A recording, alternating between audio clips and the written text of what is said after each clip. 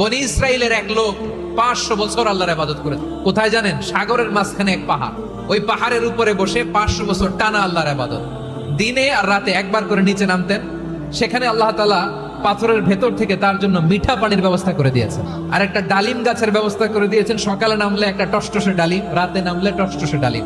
এগুলো খেয়ে খেয়ে 500 বছর সে আল্লাহর ইবাদত করেছে। আল্লাহ বলছে, আমার দয়ায় আমার বান্দারা জান্নাতে নিয়ে যাও ফেরেশতারা। এ বলে, আল্লাহ তোমার দয়া লাগবে কেন? সেজদা তো কম দেই নাই, জিকির করতে করতে